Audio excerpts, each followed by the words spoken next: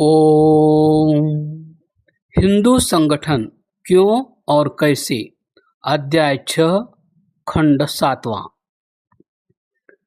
बाहर से आए हुए हजारों अभ्यागतों की उपस्थिति में मलकानों को उनके हिंदू भाइयों ने पुनः हिंदू जाति में ले लिया और इन अभ्यागतों ने शुद्ध किए हुए मलकानों द्वारा तैयार भोजन भी ग्रहण किया। मेरे सामने यह तथ्य पुनः मूर्त रूप में आकर खड़ा हो गया कि ये वही वीर और शुद्ध आत्माएं हैं जिन्हें शताब्दियों तक जाति बहिष्कृत रखा गया है और आज उन्हीं आत्माओं से प्रायश्चित कराया जा रहा है। उसी दिन सायंकाल एक और गांव कुठाली के मलकान शुद्ध किए गए। दिसंबर 1928 के अंत तक इसी प्रकार कई गांव शुद्ध किए गए और हजारों तथाकथित नवमुस्लिम पुनः हिंदू धर्म में वापस ले लिए गए। भारतीय हिंदू शुद्धि सभा के इस कार्य पर हिंदू महासभा ने अपने निम्न प्रस्ताव द्वारा स्वीकृति की मोहर लगा दी। यह महासभा मलकानों का पुनः हिंदुओं में लिया जाना पूर्ण रूप से न्याय और उचित समझती है, क्योंकि ये लोग जाति से राजपूत, ब्राह्मण, वैश्य, जाट, गुर्जर आदि विभिन्न वर्गों के होते हुए भी संपूर्ण रिवाजों और वैवाहिक कृत्यों में हिंदू विधियों का विधिवत पालन करते रहे हैं। महासभा को इस बात से भी संतोष है कि शुद्ध किए मलकानों को पुनः उनकी बिरादरियों में लिया गया है और यह आशा करती है कि ये बिरादरियां अपने भाइयों के इस प्रकार वापस लौटने का सहर्ष स्वागत करेंगी।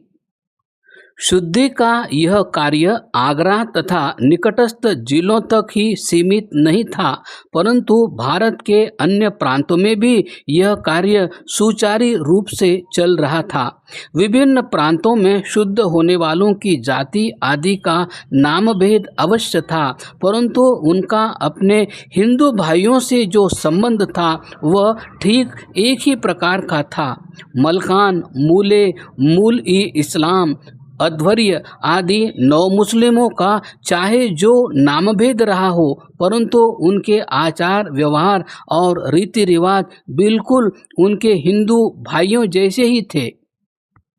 मेरे अनुमान से प्रारंभिक शुद्धि से लेकर फरवरी 1923 के अंतिम सप्ताह तक 2 लाख से कम व्यक्ति शुद्ध नहीं किए गए थे, परंतु अभी तो 1 करोड़ से भी अधिक नवमुस्लिम हिंदू जाति के क्षेत्र से बाहर पड़े हैं।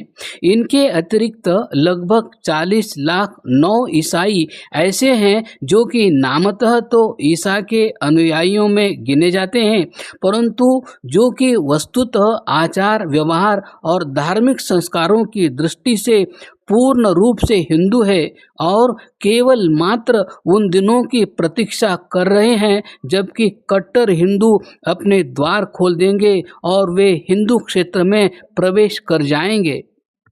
दक्षिण भारत में ऐसे ब्राह्मण ईसाई देखे जा सकते हैं जो कि यज्ञोपवीत धारण करते हैं, माथे पर टीका लगाते हैं, आयरों और आयंगरों की भांति बड़ी बड़ी चोटियां रखते हैं और मांसाहारी ईसाइयों के साथ कभी भोजन नहीं करते।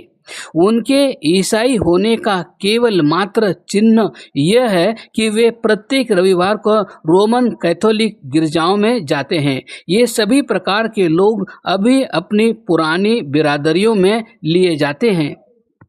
हिंदू महासभा ने तो यह भी निश्चय किया है कि उन सब अहिंदुओं को जो कि हिंदू संस्कारों और हिंदू धर्म में विश्वास रखते हैं पुनः हिंदू धर्म में ले लेना चाहिए।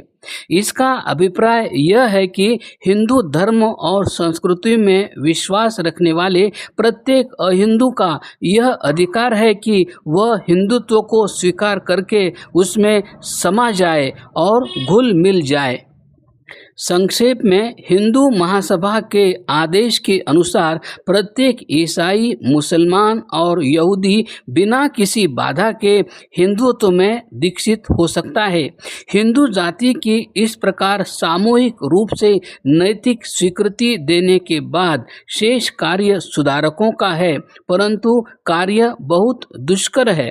पर्याप्त आर्थिक सहायता और उत्साही कार्यकर्ताओं के बिना कार्य मंद गति से हो रहा है। इसलिए इसका प्रथम उपचार यह है कि भारतीय हिंदू शुद्धि सभा को एक जीवित संस्था बनाया जाए और कार्य को सभी दिशाओं से प्रेरणा और द्रुत गति देने के लिए 1 लाख रुपया इकट्ठा किया जाए तथा विशुद्ध विचारों के एवं निस्वार्थ शक्तियों को इस संस्था में लाया जावे, जो कि हिंदुओं को यह प्रेरणा दे कि वे अपने पीड़ित भाइयों को अपने हृदयों में स्थान देकर पुनः अपने में मिला लें।